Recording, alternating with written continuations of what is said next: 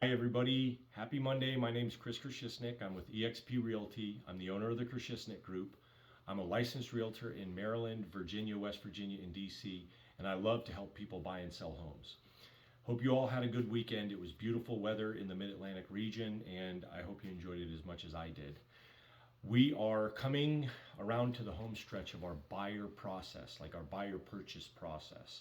And I wanted to go over like the last few weeks of the transaction, like from after the time we get our financing commitment and our inspections negotiated to closing. What should we be doing for the buyer, or what should the buyer be doing during that process? Before I get too far into that, I want to invite you to subscribe to my page and share this information with everybody, because I love to break down content and provide some content to people who might have questions about the real estate process. So please share this with everybody. Subscribe if you're not too annoyed by me, and I'd love to see you on a consistent basis.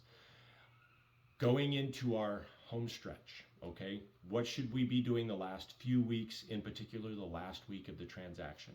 Number one, I don't know about you, but the get a couple pizzas and a couple cases of beer and have my buddies move me, that stage of life is kind of over for some of us, and you should be contacting a mover.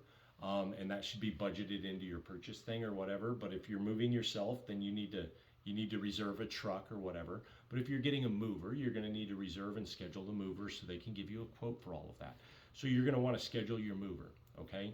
The other information you're going to want is your realtor should be getting you the utility company information, the trash and recycle days, and like if you're in a condo, they have mailboxes, or if you're in a townhome community and they have mailboxes, you should know what mailbox you have, okay? So there's that. You should be getting all that information from the listing agent and the seller, okay?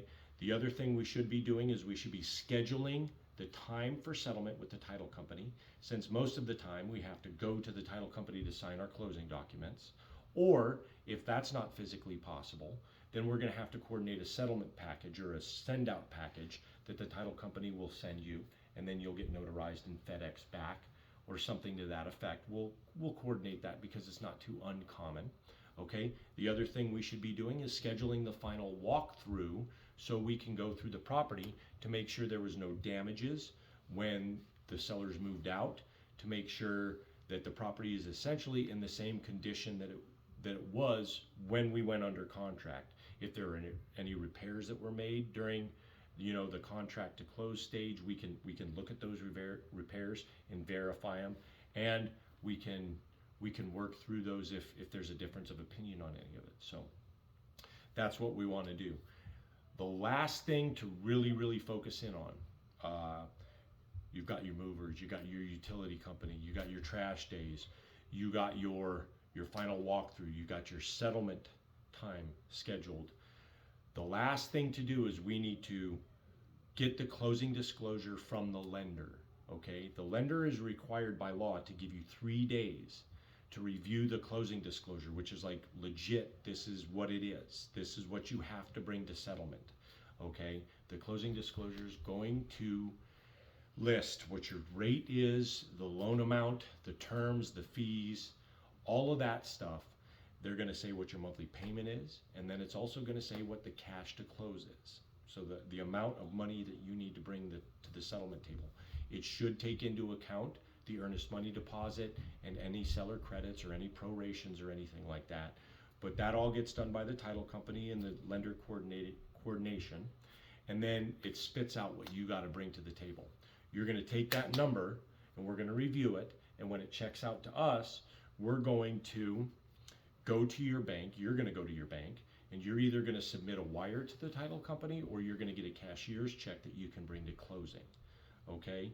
If you're selling your house and you're doing a double closing, like a sale and then a purchase, we can take the proceeds from the title company that you sold with and have that company wire it to the new title company. We can coordinate all of that stuff. We just need a little bit of time to do it. Okay? But 3 days before settlement, your lender needs to get you the closing disclosure. and that's required by law. If you don't have a 3-day period and you sign saying that you received the closing disclosure, you're not going to settle until you sign that document, 72 hours, okay? Once we get all that stuff done, the day of closing is pretty simple.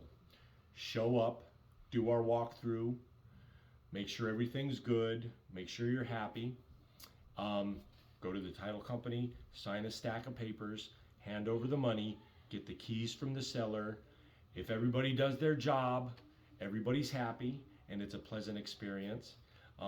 If things are a little bit tense or tension filled, we are experienced in dealing with that, and we can work around it to make sure that my goal is to make this the closing day the most stress-free day that you have. It's as pleasant as it can be.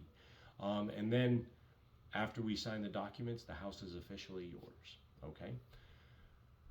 Hope you found this video informative, and please give me a subscribe, give me a like or a follow or whatever, and I hope to hear from you soon. Have a great day. Hope your week is good.